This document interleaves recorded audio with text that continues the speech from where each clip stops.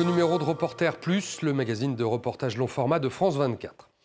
Nous vous invitons aujourd'hui à suivre la douloureuse quête de vérité d'une femme sur les origines de sa famille.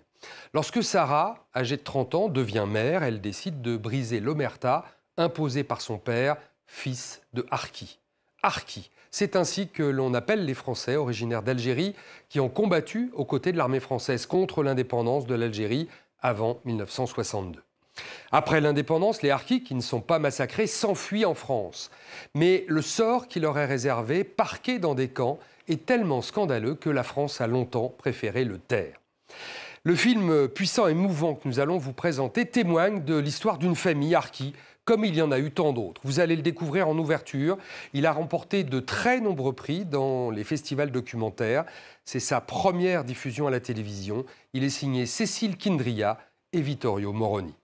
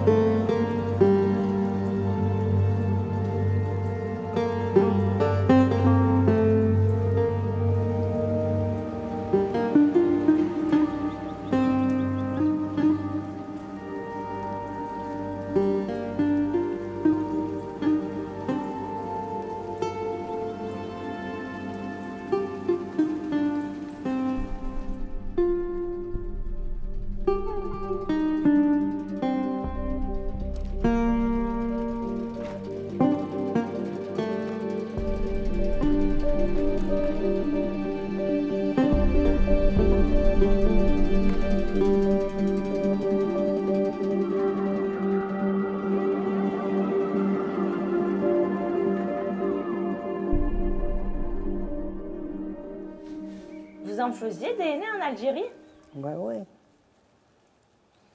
Mais c'est pas le fol comme celle de maintenant. C'est quoi? C'est le vrai, c'est les feuilles. C'est parce que ça vient d'où le aîné? Eh ben, pas chez nous. Les autres villages, pas chez nous.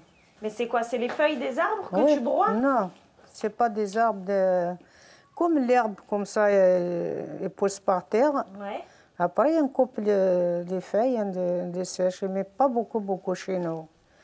On achète, ils viennent les Arabes, ils viennent sur le chameau, ils les ramènent, on achète. Ouais. Ah ouais? Oui, nous on paye avec le blé. Ouais. C'est pas, on ne donne pas de l'argent. Oui, ils donnent le hanni. Ouais. C'est pareil. Ah, mais les jours avant la guerre, oui, mais après la guerre c'est... Si j'ai le courage comme l'époque là, ça va, mais maintenant, il ne me reste rien du tout. Ouais, j'ai dit au docteur, j'ai attaqué la mort. Mort. Elle m'a dit, non, madame Jaffo, ils ont besoin de vous. J'ai dit, non. Mais il a raison. Non, ouais. Attends. Il y a quelques mois, Marie est née, mon premier enfant. Et avec elle, ont ressurgi certaines questions qui m'empêchent de garder le silence. Celui de mon père, algérien, fils de Harki.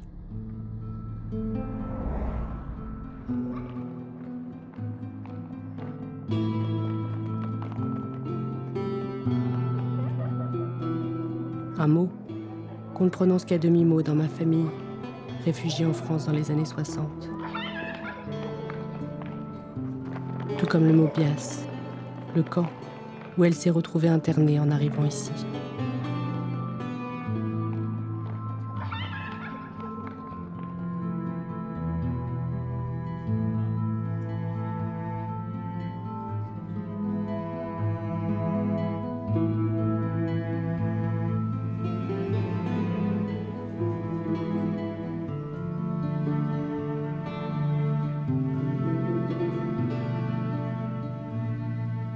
c'est une nécessité absolue que tes enfants le sachent. Qu'ils la découvrent quand je serai plus là. Non, c'est trop tard. Non. Parce qu'ils ont peut-être ils ont peut-être des questions à te poser. Il faut qu'ils sachent. Je ne veux pas leur mettre la haine en fait. Parce que moi, quand on me raconte que voilà, mes parents, on leur a fait ça, on leur a fait ça, et t'imagines à cet âge-là, à 14 ans? Oui, bien sûr, à 14 ans c'est trop jeune, mais maintenant il faut qu'ils sachent. En pleine adolescence.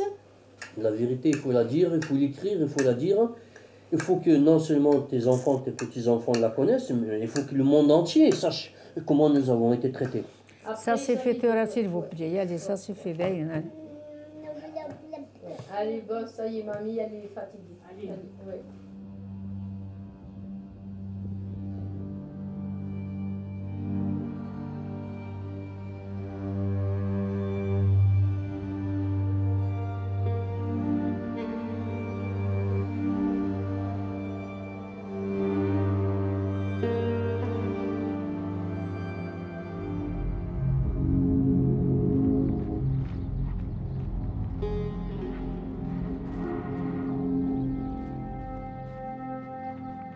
Je suis désolée de rouvrir vos blessures, mais j'ai besoin que vous me rendiez un peu de ce passé, qui est après tout aussi le mien.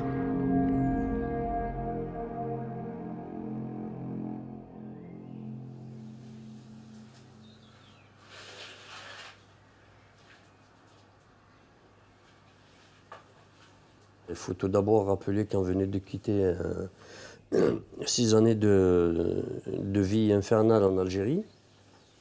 On était loin d'imaginer, après avoir tout perdu, qu'on allait nous enfermer dans des camps. C'était des camps où on assistait à des meurtres. À coups de hache, à coups de pistolet, à coups de carabine. Pardon, voilà, pardon. J'ai fini, merci.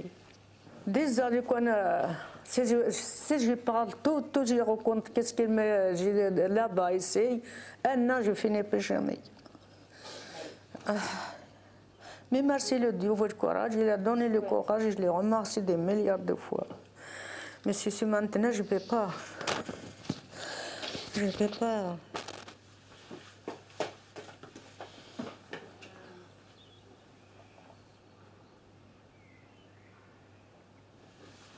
Pardon, mamie. N'en parlons plus.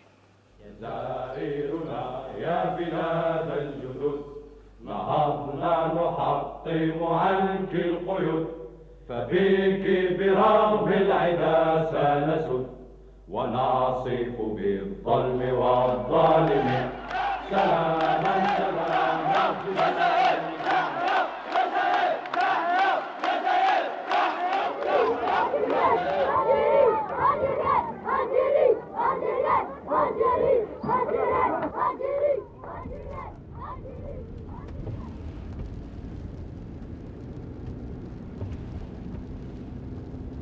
Je sais peu, presque rien de mon grand-père Amar. Il est mort quand j'avais 13 ans. Que lui est-il arrivé en Algérie à la fin de la guerre, lorsque le FLN a triomphé et que les Français ont désarmé les harkis abandonnés à leur sort? Que s'est-il passé lorsqu'il s'est réfugié en France? Pourquoi personne ne veut se souvenir de Bias?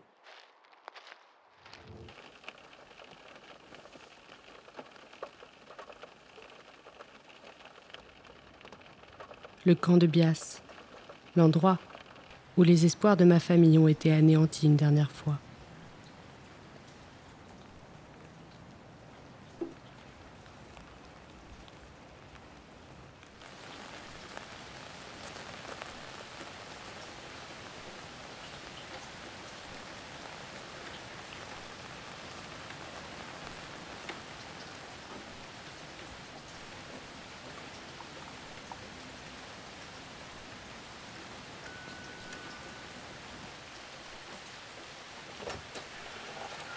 Bonjour Dalida. Bonjour. Donc, je me présente, je m'appelle Sarah. Ma famille a vécu dans le camp de Bias et en fait je viens à la rencontre des gens pour essayer de comprendre un petit peu l'histoire et tout ce qui s'est passé. J'aurais voulu savoir si on pouvait discuter. Et... Oui, mais finalement, j'ai réfléchi depuis votre appel et je préfère ne plus en parler.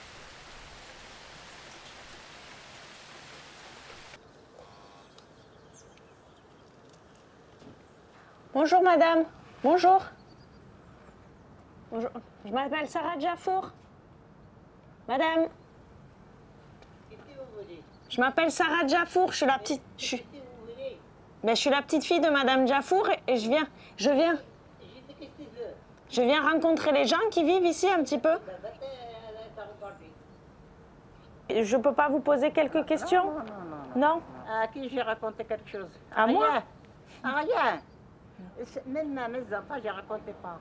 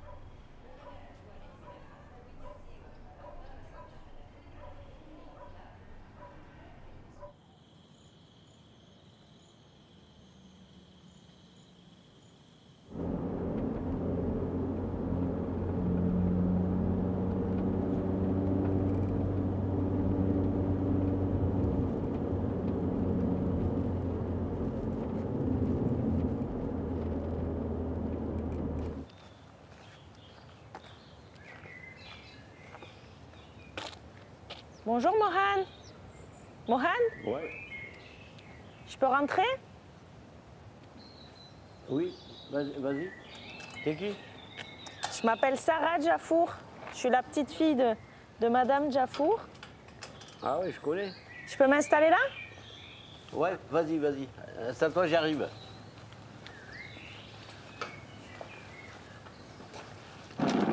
Alors, qu'est-ce qui nous vaut cette visite? Bah alors en fait, je viens à la rencontre un petit peu des gens qui ont vécu ici, puis dans le camp. Ouais. Et je crois que tu as beaucoup de choses à me raconter sur le camp pour en apprendre un petit peu plus sur ma famille. Ah oui, j'ai connu ta famille. J'ai connu, ils sont partis d'ici en 1975, je crois. 75 ou 76? 76, ouais. 76, ils sont partis d'ici, ouais. À la fermeture soi-disant des camps, mais des camps qui n'ont jamais fermé. Puisque j'y habite encore, tu arrives, tu me trouvais encore ici. Ouais. Parce que toi, tu as toujours vécu ici? Ben, j'ai toujours vécu ici depuis le 17 septembre 1963.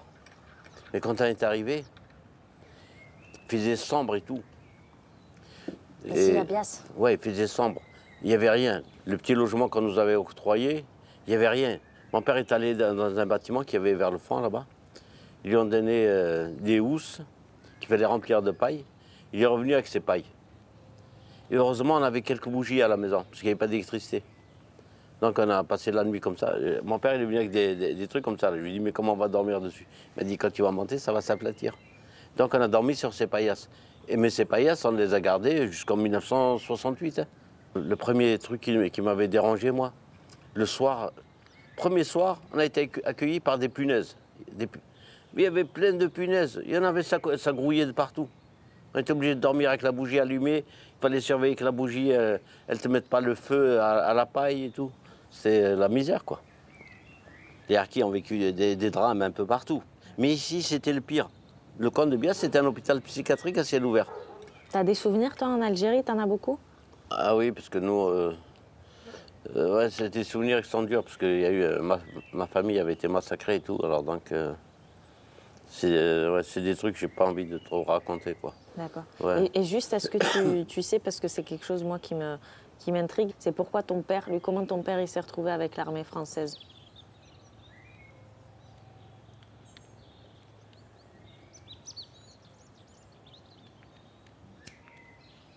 Non, mais justement, c'est suite à l'attentat qu'il y a eu dans notre village, là. Ouais. Ils sont venus, ils ont massacré ma famille. Le FLN est venu à massacrer ta famille? Oui, pour rien, quoi. Ils sont venus, ils les ont sortis de la mosquée, ils ont engorgé des membres de ma famille. Mon père lui a tiré dessus, pour rien. Donc ils ont autorisé l'armée française à s'installer là-bas, à s'implanter. Ils se sont implantés, donc ils ont créé une arca. Rien ne me dit que ce n'est pas l'armée française qui a envoyé ces gens qui se disaient du FLN, pour que l'armée française puisse s'installer dans notre village. Peut-être qu'il a fallu cette manipulation. Mais bon, tout ça, bon, je ne sais pas trop te raconter le truc, parce que bon, tu y arrives, on est en train de taper le café, et j'ai pas toutes mes idées en place. Jusqu'à hier, j'étais convaincue que toutes ces portes me resteraient fermées. Mais grâce à la rencontre avec Mohand, elles commencent doucement à s'entrouvrir.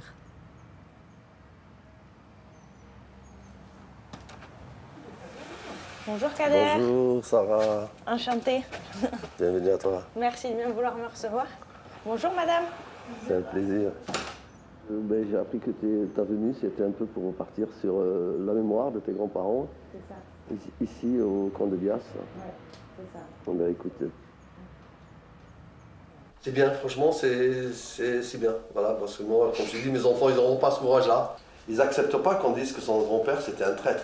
Eux, ils prennent le mot traître dans la gueule et eux, ils n'ont pas de répondant, alors ils préfèrent ne pas en parler et moi, se réfugier derrière, ça concernait mon grand-père. Donc, je t'installe là-bas. Ça marche. Hop. Merci de bien vouloir me recevoir. Hein.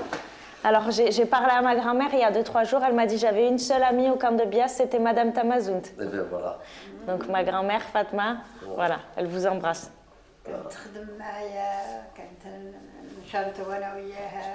Tu comprends un petit peu le... Ah, pas trop. Elle te dit qu'elle a travaillé beaucoup avec elle dans les champs. C'est ce qu'elle m'a dit, oui. Qu'elle a un grand vécu avec elle ici, puisqu'on était voisins ici. C'est des choses dans la famille, on ne parle pas beaucoup. Hein. Moi, je sais que mon père, je pense qu'il a occulté beaucoup de choses pour avancer. Et, oui, je pense que ton papa, peut-être qu'il ne te l'a pas transmis comme il voudrait te la transmettre, parce qu'elle était...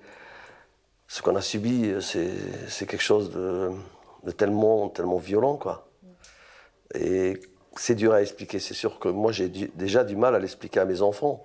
Il y avait des meurtres en direct. Il y avait des enfants qui subissaient des traumatismes. Déjà, c'est un traumatisme d'être interné dans un camp. Et en plus, on subissait des choses... À l'âge de, 6-7 ans, moi j'ai encore mémoire de bagarres se terminer, oui, avec une balle dans la tête, par exemple.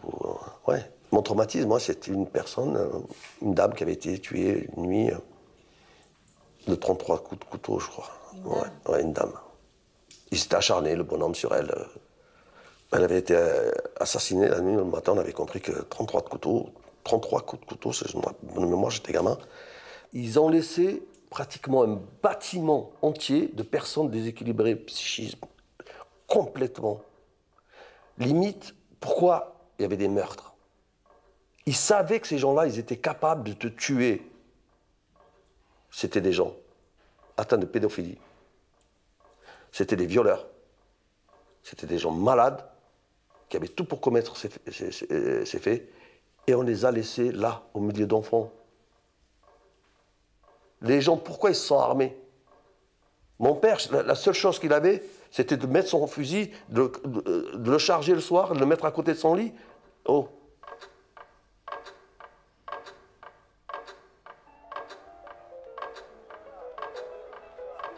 Bias n'est pas un village comme les autres.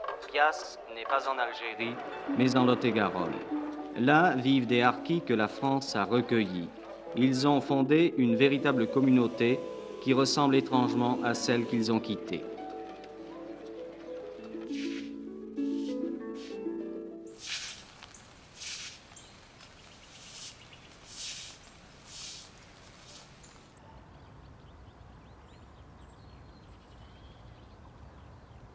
Ton père et le mien sont venus en même temps. Les Djafour, on est venus en 68. Ouais. On est passé par le château de Lascours dans le Gard et on a atterri ici. Voilà. Tous ces bâtiments, si tu veux, de là-bas, de derrière la butte, jusqu'au bout, c'était l'administration, comme je t'ai dit, le dispensaire médical, les professeurs, et tout là-bas, c'était les écoles. Les bâtiments ressemblaient à des bâtiments comme dans les camps de concentration. L'architecture était exactement la même. Il y avait 2, 3 pièces. Allez, pour les familles, tu te rends compte, les familles qui étaient 7, 8, une dizaine, il y avait 4 ou 5 enfants par champ, par piole. Il y avait une petite gazinière pour faire à manger, les toilettes étaient dehors, c'était insalubre, enfin bon. Et avec les barbelés autour. Et une surveillance aussi. Au portail et il tout. Il manquait plus que les miradors. Ah oui, au portail et tout, et puis les lumières, hop, et puis hop, extinction des feux, on éteignait, même à l'intérieur des maisons. Et donc avec ton père, tes 2 frères et ta mère? Non, ma mère elle est restée. Ta mère elle est restée en Algérie? Elle nous a abandonnés, enfin, elle était pour l'Algérie, algérienne. Hein. Alors c'est ça, en 68, elle est revenue ici en 2004, 37 ans après. Elle est venue en France? Elle est venue en France.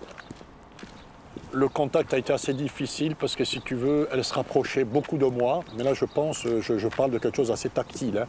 Et moi, j'ai refusé parce que je lui ai fait comprendre. Après, je lui ai parlé, je lui ai fait comprendre que moi, c'était plutôt certaines éducatrices qui ont joué le rôle de la maman, de substitut, on peut dire ça comme ça. Mais elle, par contre, je ne lui en voulais pas. Je ne lui en voulais pas, mais je voulais quand même garder, toi, cette distance. Parce que mon père en a bavé quand même. Quand il est arrivé ici, c'était la désolation totale. Hein.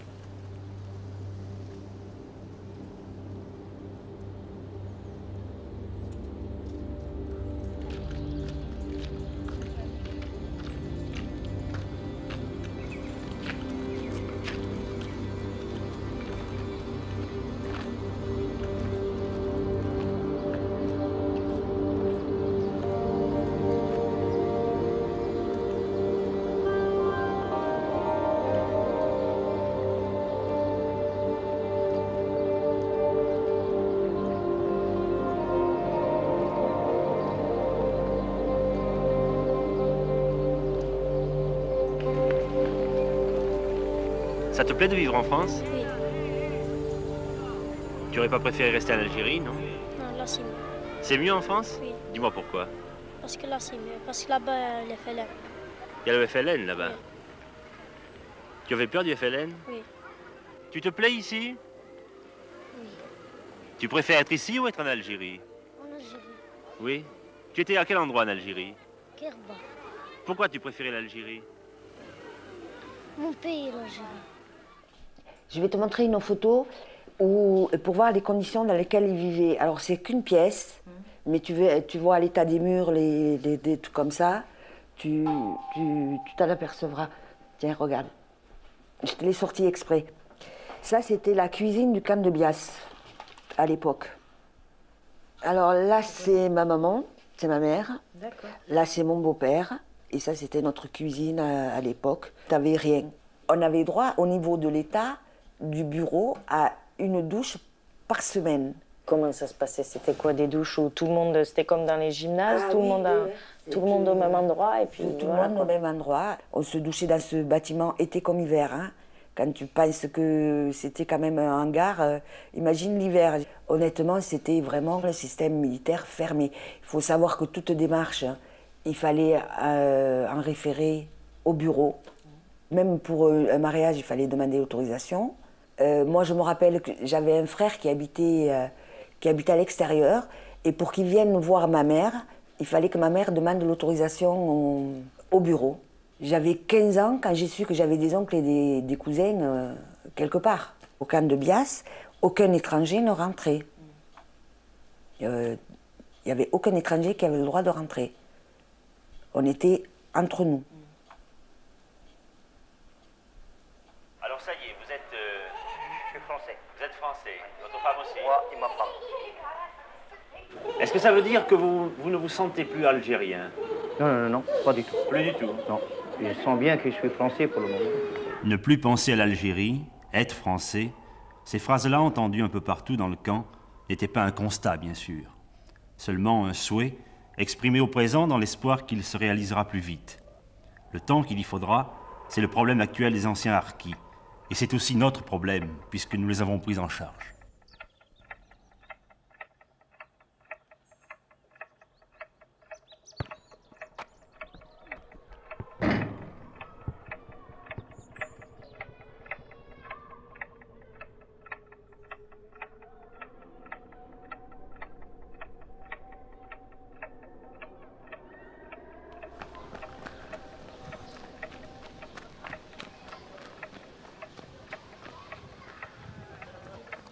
Il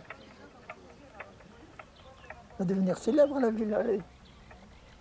La villa Taille va devenir célèbre. Ah oui. Bien habité, hein.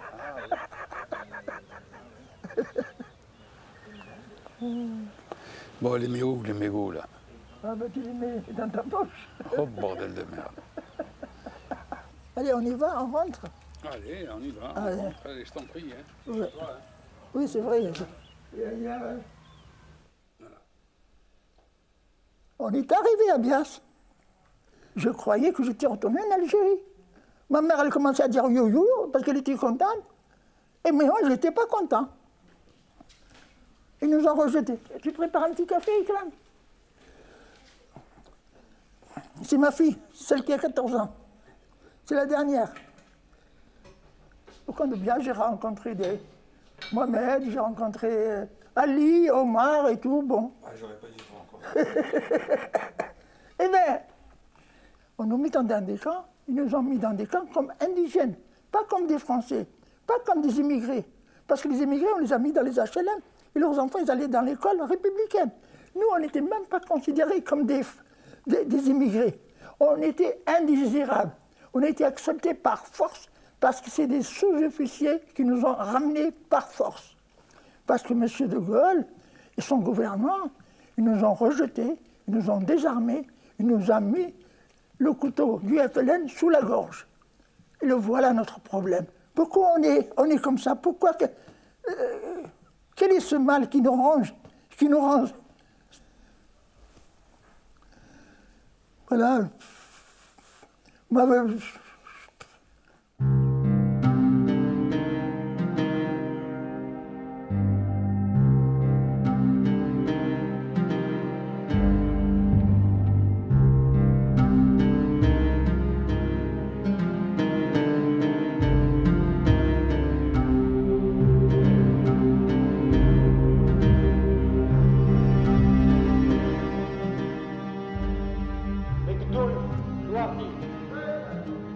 Est-ce que vous désirez garder la nationalité française? Oui, monsieur le juge. Oui, monsieur le juge. Oui, monsieur le juge. Oui, monsieur le juge. Et votre femme? Voulez-vous lui? Oui, monsieur le juge.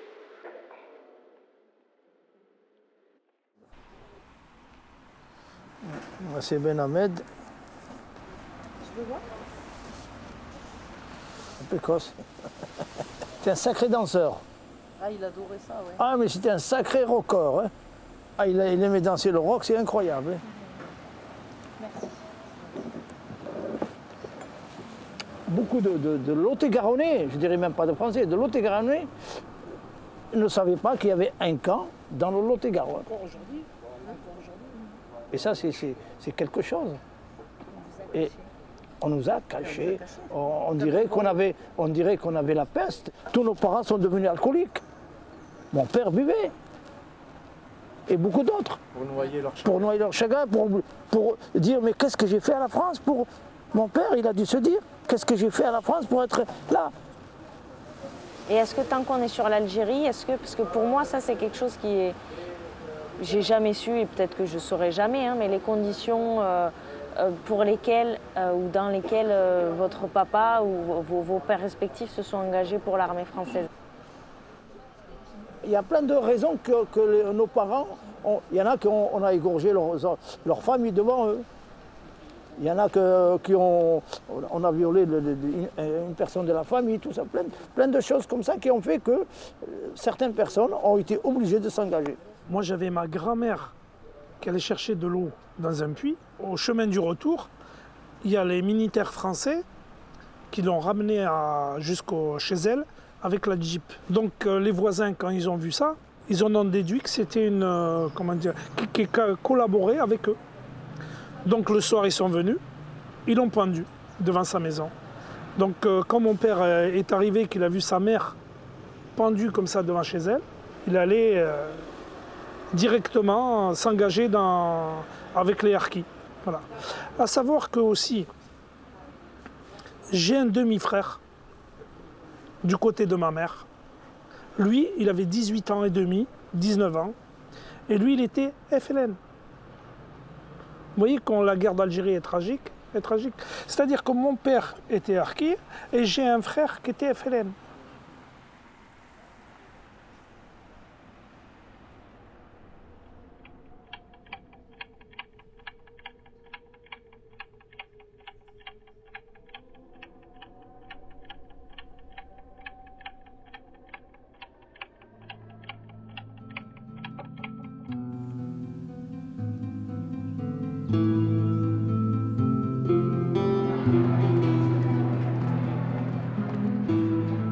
Parmi les images d'archives, cela me touche de découvrir les visages de ceux que je rencontre.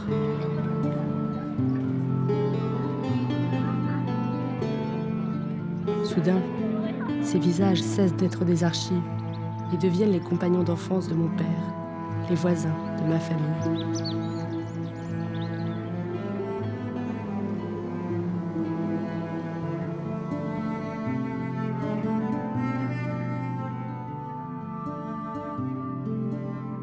À l'époque, mamie avait mon âge, à peine 30 ans.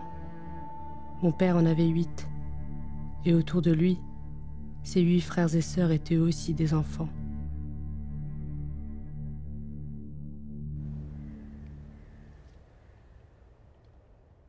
Là, il y avait l'école. L'école, mais c'est l'école entre nous. Hein. Oui, oui, hein? C'est-à-dire que moi, j'y allais une demi-journée à l'école. C'est pas normal que j'aille qu'une demi-journée. Nous, on croyait être dans une cité, aller à l'école avec les Français, quoi, avec les petits Français, tout ça. Non, non, non, c'était pas ça. J'avais pas l'impression qu'on allait à l'école. Il y avait 2 classes. Alors les niveaux, ils ne savaient plus trop comment les faire. On était avec celui qui avait 14 ans, celui qui en avait 7, 8, tout ça mélangé. On était dans une école fermée qui nous rendait illettrés, irresponsables, et elle ne nous intégrait pas. Donc comment voulez-vous que demain, qu'on devienne des gens cultivés et des gens intégrés? Ce qu'ils faisaient surtout, c'est que arrivé à 14, je ne sais plus si c'est 14 ans, ils enlevaient, ils venaient enlever le fils et le mettaient au centre de Moumour, un centre de redressement. C'est même pas un centre, une école, c'est un centre de redressement. Et ce centre de redressement, même si l'enfant n'avait rien fait. Il y a le directeur du camp, qui était à l'époque M. Boucher. Il convoque mes parents vis-à-vis de moi. Il dit à mes parents, vous savez pourquoi vous êtes là aujourd'hui? Je dis non. Voilà, votre enfant va devoir vous quitter puisque j'ai décidé de le placer dans une structure, dans un centre, parce qu'il fait trop de bêtises. Ma maman a réagi tout de suite en lui disant mais pourquoi mon fils ne fait rien? Il n'a rien fait de mal, et il lui dit s'il a cassé un carreau. Et mon père lui dit non mais il est hors de question, mon fils ne partira pas, c'est hors de question. Il lui dit bon. Et devant le refus de mon père, il a commencé à être menaçant, le directeur du camp. Il l'a menacé de beaucoup de choses pour le faire, pour qu'il signe. Et un moment, un geste de colère, il a tapé sur la table et un geste de dépit. Il a compris qu'il était obligé de s'exécuter. Et moi, dans la douleur, j'ai vu que mon père allait céder. Il a cédé, il a signé le fameux papier pour que je sois emmené dans cette structure. Beaucoup ont commencé à voir que ce directeur du camp nous manipulait surtout les anciens, puisque nous étions encore des jeunes adolescents. Et ils voyaient qu'ils n'avaient pas leur droit, qu'ils ne touchaient pas toute leur pension. Et quand des harkis se révoltaient, c'était directement le centre psychiatrique. Et il y en a beaucoup qui se sont retrouvés à la Kandéli. Alors c'est un centre hospitalier psychiatrique, c'était leur solution, la Kandéli. Quand ils n'arrivaient pas à maintenir une autorité, Kandéli. Une contestation, Kandéli. Une femme, on voulait lui enlever ses enfants. Alors elle a dit non, on n'avait pas à m'enlever mes enfants. Et quand ils ont voulu la prendre de force, elle avait préparé de l'huile, je crois, ou de l'alcool à brûler. Et ils ont forcé la porte, et quand ils ont forcé la porte, elle leur a jeté sur le visage des gendarmes. Et il l'a amené à la Kandéli. On l'a infiltré, je ne sais pas trop quoi, piqué, avalé.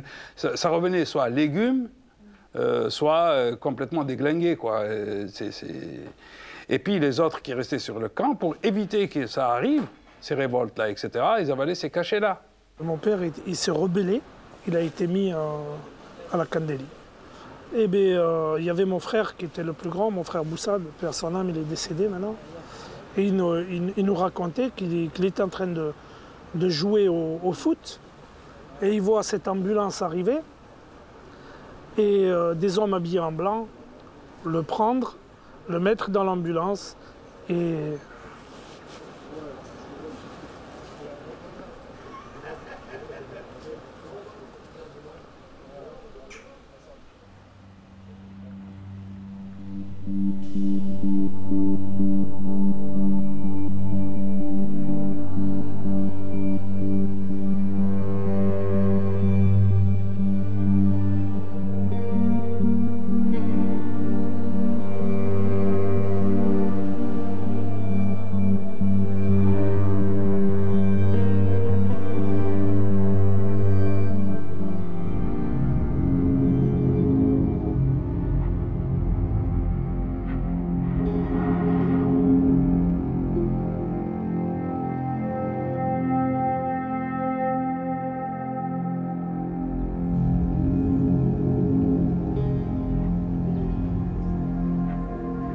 jusqu'au jour où on a eu l'âge de dire, bon ben ça suffit, nous voulons vivre autre chose. Et je leur ai dit, ben on va brûler l'école, pour que déjà faire disparaître cette école qui nous a rendus analphabètes, et en même temps ça nous permettra aux jeunes d'aller à l'école dans les communes avoisinantes. Je suis rentré dans l'école, j'ai vu des l'Algérienne, et j'avais une boîte d'allumettes, je m'amusais comme ça. J'avais oublié que j'étais au milieu. Tac, tac, la première, elle ne s'est pas allumée, la deuxième, elle ne s'est pas allumée, la troisième, elle a fait boum. Et Badi, je l'ai entendu, sors, sors, sors. Badi, il était dehors, lui. Il faisait le guet. Et il est sors, sors, sors. Et moi, je ne savais même pas où sortir, j'étais entouré de flammes. En plus, il y avait le gaz qui a explosé avec. Et puis, d'un seul coup, je plonge par la fenêtre. Et je suis sorti. Et après, pour sortir du riez, je n'arrivais pas à trouver le trou. Il y avait le voisin à côté, il avait bien le chien commençait à aboyer quand il a entendu boum, il a commencé waouh, waouh. L'autre il sort, il y a au feu. Et après, à force, on a trouvé le trou. On est parti, chacun est rentré chez lui. Bon, j'ai été brûlé un peu les mains, j'avais les cheveux brûlés, j'avais les genoux brûlés. Après, il y avait des gendarmes qui sont passés devant chez moi. J'avais les mains dans les poches. Je leur dis, ne me demandez pas de vous serrer la main, j'ai pas envie aujourd'hui. Je suis en colère, on en a brûlé la classe où j'étais à l'école et tout. Je suis pas content. Et puis, voilà, et puis après l'école l'a fermée. Et jusqu'à présent, c'est resté comme ça.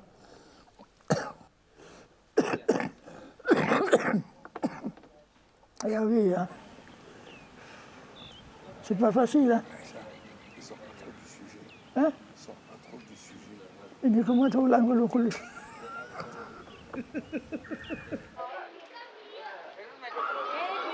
Depuis hier soir, 23h, 4 travailleurs immigrés algériens sont détenus par une dizaine de jeunes harkis masqués et armés de fusils de chasse à canon scié.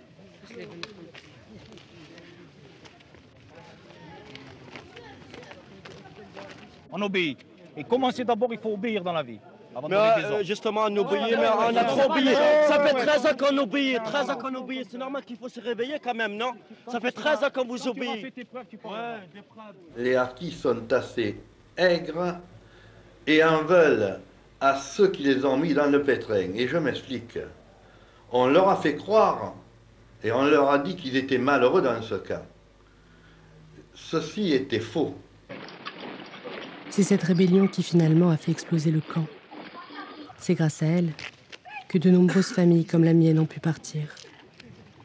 D'autres ont découvert combien il était difficile après 15 ans de vivre en dehors du camp. Et beaucoup ne sont jamais partis. Moi, dans les grandes villes, moi, je ne sais pas lire, je ne peux pas, moi. Je n'ai pas habitué, moi, dans les grandes villes. Jamais je sortais, moi.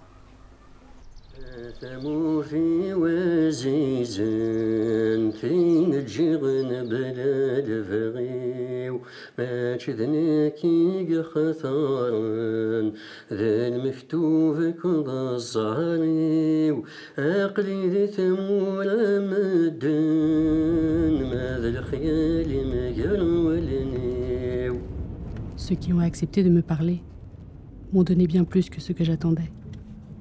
Mais pourtant, mes questions n'ont fait qu'augmenter. Il m'est enfin possible de comprendre l'enfance que mon père a vécue en France. Mais quel enfer ma famille avait-elle fui?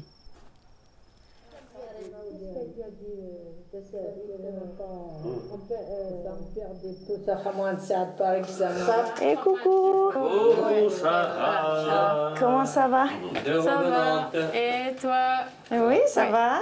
Waouh. Je vais la poser là. Tu la tournes de l'autre côté Oui, ma petite. Oui, elle est contente. Elle est contente. Hein? Nous aussi, elle est contente de te voir comme ça. Ton arrière-grand-mère. Ouais. Bon, vous m'attendiez peut-être. Oui, Hein? oui. On va passer à table, hein? Ils t'ont puni, ils t'ont mis à côté de moi. Hop là, hop. Non, mais sur le banc, c'est mieux. Voilà. Bon, ça va? Oui, ça et va. toi? Bon, mamie, t'as le bonjour de Madame Tamazout. Merci. Bah, tout le monde, hein, au global, hein? Ouais, Madame Quel âge elle a, même? C'était des amis. Eh ben, quel âge elle a maintenant? Elle doit avoir le même âge que le même mamie. âge, ouais. Elle est le même âge. Comme elle va la pauvre, ça va. Ça va. Comme toi? Il en reste beaucoup à Bias, dans le camp, de ce qui était le camp. Ben, je pense Est-ce que ça se voit que c'était un camp ou pas? Ah oui. Maintenant. Non, si tu sais pas, c'est juste que les maisons, elles sont quand même... Enfin, c'est pas des maisons... c'est un peu lugubre, quoi. Je suis arrivée le premier jour, il pleuvait. C'est des maisons, elles sont pas isolées, elles sont toutes pareilles, elles sont pas hyper... Bon, et après? Qu'est-ce que c'est cette vidéo? Ça, c'est Aïssa Gasmi. Aïssa Gasmi, Il nous a raconté qu'il avait fait péter l'école, que c'était lui qui avait mis le feu à l'école. Ouais. Badi et moi, on s'est ramenés à l'école. J'ai vu des Algériens et j'avais une boîte d'allumettes. Je m'amusais comme ça. J'avais oublié que j'étais dans... La première, la première a fait... Et Badi, j'ai entendu sors. Badi, il était dehors, il faisait le guet. C'est des choses qu'il fallait faire, en fait. Ben oui. De toute façon, il fallait tout faire sauter. Là, Je suis contente, Sarah. Ouais, saison à l'armée. Qu'est-ce qu'il y a, mamie? Je suis contente avec ce que tu as fait. D'avoir vu tout le monde? Oui. Écoute, moi aussi, je suis contente. Vous allez retourner là-bas. Ils savent bien, vous êtes mieux.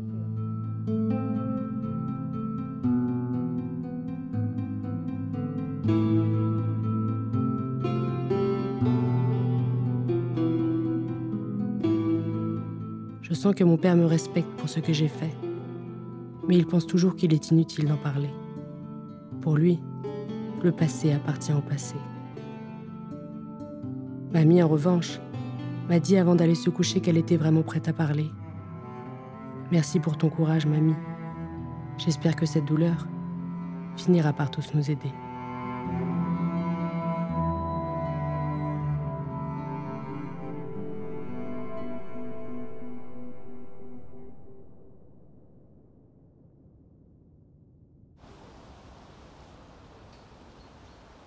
Bon, on va commencer. Oui. Vous êtes prêts? Est-ce que je vous pose quelques questions sur l'Algérie, votre enfance? Tu commences par mamie. Bon, mamie, du coup, je vais te poser des questions sur l'Algérie, surtout, de ce que tu te rappelles. Et donc voilà, tu me dis, si tu n'as pas envie de répondre à certaines choses, tu réponds pas, de ce que tu te rappelles, tu fais comme tu veux. D'accord? L'Algérie, on a passé la souffrance de l'enfer, mais le Dieu il est avec nous, il m'a encouragé.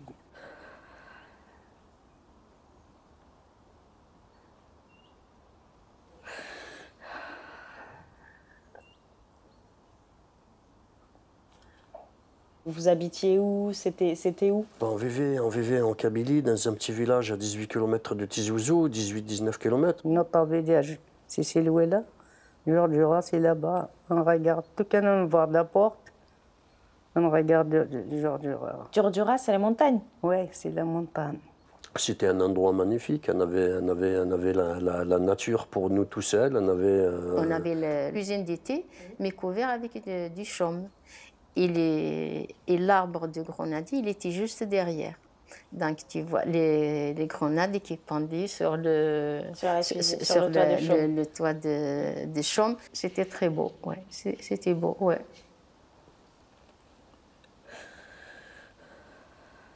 Est-ce que tu sais pourquoi Papy il a choisi de s'engager avec l'armée française? Qu'est-ce qui l'a poussé à faire ça et comment ça s'est passé? Après ça, c'était une période difficile en fait. Ma maman, elle était farouchement contre. Mon papa disait qu'il était obligé, etc. Ça, j'ai ce souvenir très précis. 5 fois, ils sont venus l'armée me prendre. J'ai dit jamais j'ai mis le pied là-bas. Jamais j'ai mis le pied à l'Ikea. Papy faisait partie des gens du village les plus riches sans doute. Donc il était jalousé par sa propre famille et pas par n'importe qui. Par sa propre famille, dont un de ses cousins qui était FLN pendant la guerre. Donc ses cousins, son oncle et ses cousins voulaient le tuer pour lui prendre ses terres. Et Papy s'est engagé dans l'armée française suite à ça. Et après, Papy m'a dit, après, si tu viens pas, reste pas dans ma maison. Je n'ai pas de maison où est-ce que je vais aller. Eh bien, je vais vers Papy. Donc là, à partir de cette période-là, donc ça a été la fin de la guerre, en 62, ouais. C'est le feu. Et à partir de là... notre vie a basculé le 22 juillet 1962 au crépuscule. Les gens ils sont devenus fous. Hommes, femmes et enfants, tout le monde est devenu fou. Il y avait des expéditions punitives sous forme de défilés de femmes FLN, pro-FLN et étudiants. Après le monde qui bientôt, je ne sais pas qu'est-ce qu'ils ont décidé dans leur tête, elle va faire pour nous. C'était plein de femmes, des drapeaux algériens, l'Algérie, aux Algériens. Ils sont venus à la maison, ils ont tout ce qu'on avait comme nourriture, la semoule et tout, ils l'ont renversé par terre, ils ont mis de l'eau pour pour ne pas le récupérer, les tapis, les couvertures, les tapis en laine. L'autre, il est arrivé, fils de traître, etc., etc. Il m'a battu avec une extrême violence. Ils ont attrapé un pour les mains, un pour les bras, les pieds. Ils ont tombé comme ça par terre. Il a vomi le sang toute la nuit. Moi, elle m'a pris dehors, en dehors de la porte.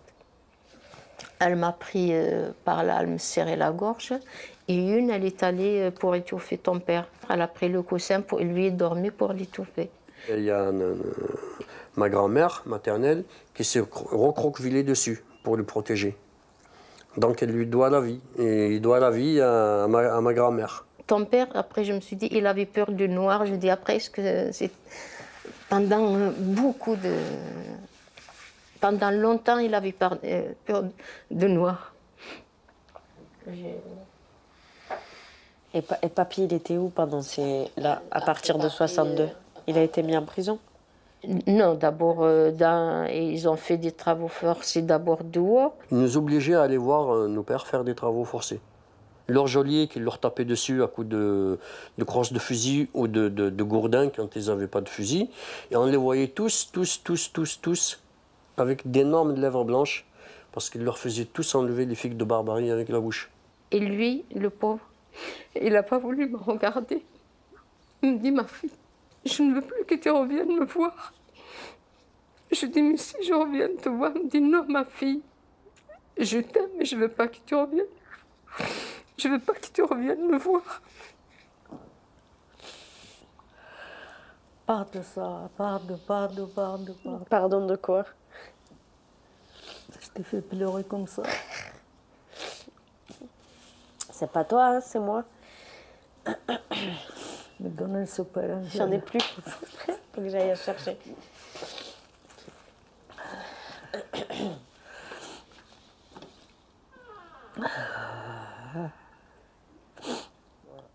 Bah, nous, on savait que ce n'était pas possible pour nous de rester là. Donc, on a organisé un plan d'évasion. Après, je lui ai raconté le mari à ma soeur, elle m'a dit tout de suite, on va y aller. Après, j'ai dit non, je ne peux pas. Encore, j'ai peur, je vais ramener le malheur pour le mari à ma soeur. Elle va condamner contre moi à cause de moi. Elle m'a dit, je te dis, on va y aller. Si tu veux que je te ramène jusqu'en France. Et Mohamed, qui ne voulait pas monter, et lui s'est accroché à sa grand-mère. Il lui dit, je reste avec toi. Et cette scène, et elle lui dit, je suis vieille, je vais mourir, tu vas trop vite tout seul. Il faut que tu pars avec ta mère et tes frères. Lui, non, il s'est accroché. Il lui dit, tu viens avec nous, je pars. Elle lui dit, non, moi je ne peux pas venir, je reste, je garde la maison. Jusqu'à ce que vous alliez revenir. Et ça, c'est terrible. Elle est morte un an après. Elle n'est pas morte de maladie, elle est morte de chagrin. Ça y est, merci, excusez-moi.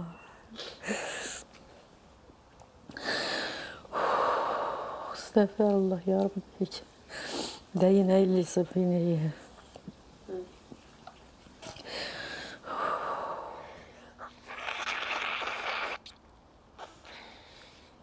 C'est bon, mamie, c'est fini.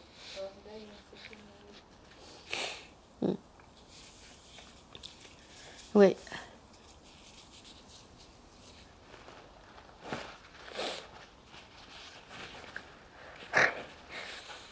Pour pas gaspiller.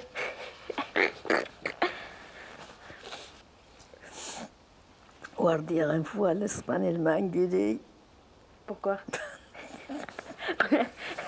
Au restaurant? Non? Je lui ai coupé le super n'importe quand il avait m'a dit, pourquoi t'as fait ça? Je ne sais pas. Pour économiser. Elle m'a dit, t'es pas honte, ça n'existe pas ça. Mais j'ai jamais caroyé, je vais rester à cet âge-là avec qu'est-ce qui s'est passé sur moi. Si. C'est comme à Bias, il y en a plein, il y a des femmes qui restent toutes seules. Il y en a beaucoup encore. Je sais. Je sais. Vous êtes plus résistante. Oui.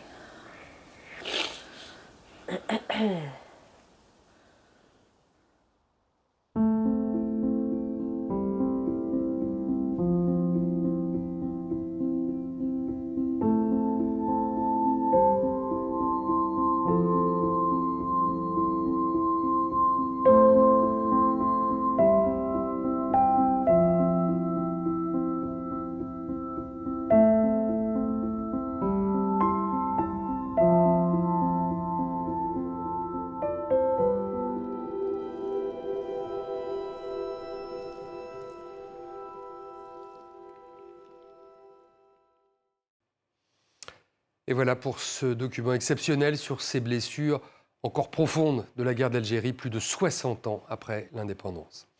Merci d'avoir suivi cette émission. On se retrouve la semaine prochaine pour un nouveau numéro de Reporter sur France 24.